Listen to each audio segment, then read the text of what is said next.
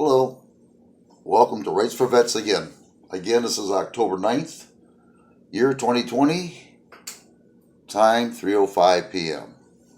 I was discussing about my last video about me getting an appointment every 6 months to see my primary careless physician at VA hospital, and they changed it to 9 months. I just found out by accident why they're changing it every 9 months.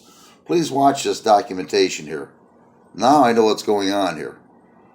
Medical facilities are now opening their doors to civilians infected with COVID-19 in states like Michigan, Louisiana, and Massachusetts. And veterans are taking to social media to express their outrage. I would agree with putting up a tent city outside the VA hospital using the parking lots, because we swore oath to serve against foreign and domestic. Well, this virus is foreign and domestic at the same time. In the 70s, Cricket Babers served as a hospital corpsman with the Marine Medical Battalion in the Philippines. As a combat medic, I had to go into, we had a situation on a couple of islands in the Pacific that had a virus going on. And I've seen how fast it can work. It was actually one of my first medvacs that I went on. And to see a 5-year-old or 85-year-old go from looking hearty and healthy in an hour to being emaciated and dying. We had to actually burn a couple of villages, and it was very devastating, and it was quick. Babers feels the VA should only treat veterans or first responders, and she is not alone. On Facebook, comments in this Louisiana veterans group vary from, "The VA needs to focus on veterans," to, "You are choosing to expose the oftentimes weakest and most vulnerable to a situation that will more than likely take their lives." For instance, New Orleans, they couldn't handle Katrina, which was a visible enemy coming out. This is an invisible enemy. Two major cities in Louisiana and Michigan have 14,000 cases combined. Of those, 565 are veterans. Being younger, I'm not so concerned because most of my interaction with the VA, I was injured in Iraq, injured my foot as a minor injury, so I don't have to go there all the time for treatment. Army veteran Scott Thomas, a Michigan native, says he is okay with the VA sharing its resources, as long as older veterans and those with more serious conditions are protected from any exposure to the virus. As a whole, Which they're not. They're not helping us vets at all. In fact, like I said, I went from 6 months to 9 months for an appointment. And it's ridiculous. It really is. And it all started when coronavirus came in. I agree that people do need help. Non-veterans, that's okay, but just don't hurt our benefits because of it. Again, I've been suffering for 14 years and still haven't got adequate help from VA. I'll let you go here more. we all got to work together to do what's right and most helpful for our neighbors. And if they have resources that can be shared, I think that's the right thing to do. A Department of Veteran Affairs spokesman told Newsy the VA does have a plan in place to protect veterans and staff from those with COVID-19. And its website describes its plan of action. The VA will begin to implement 2 zones within all inpatient units, one for dedicated staff and space to care for COVID-19 patients. The second will be a zone for all other care. These overall changes are aimed at minimizing the risk of infection, as VA's medical professionals make decisions based on what's appropriate for the given environment and situation. Most every serviceman or woman that I met has given that blank check to our government. We sign our names. Whatever you want from me, I will give.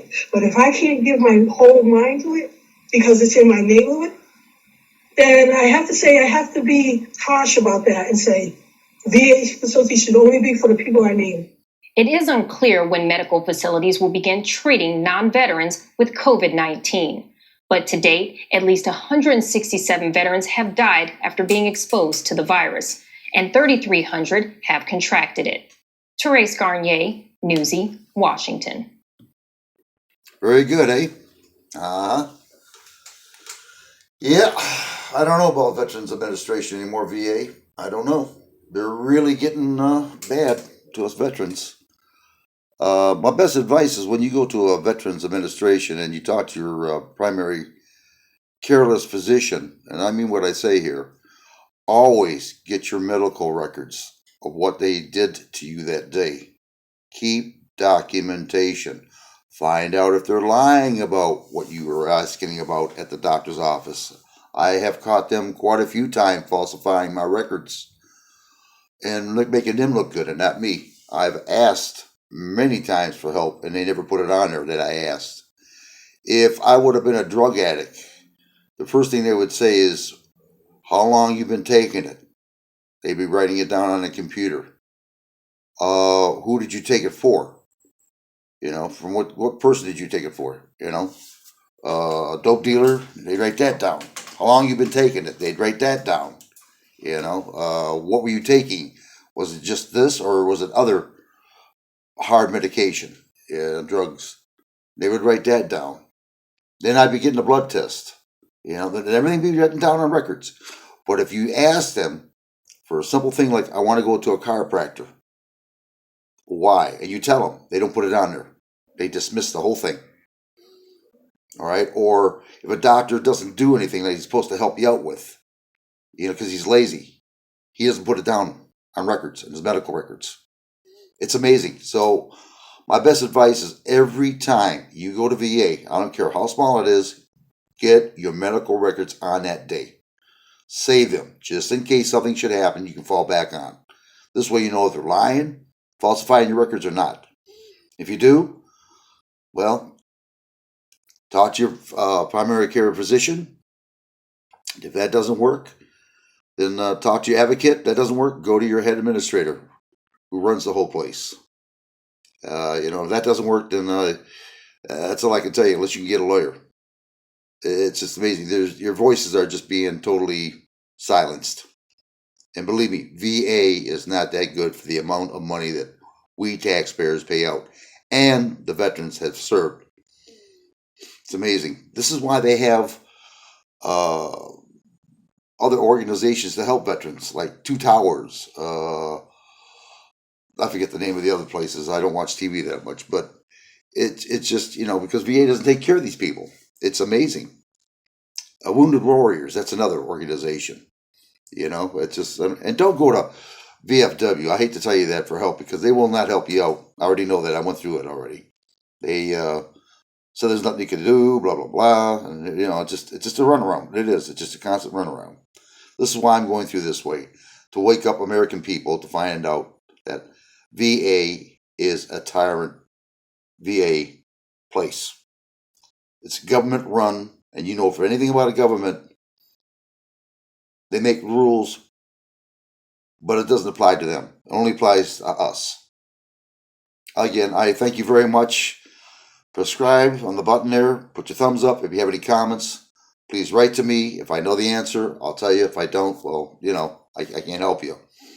But once I get my equipment start building up here, I'll start showing you what I had to go through VA. I have pictures and everything else and documentation of what I had to go through. And I don't want another veteran to go through this. I really don't. This is just ridiculous. We spent over $200 and some billion for veterans hospitals, and it's just getting ridiculous. Thank you so much. Rights for Vets, out.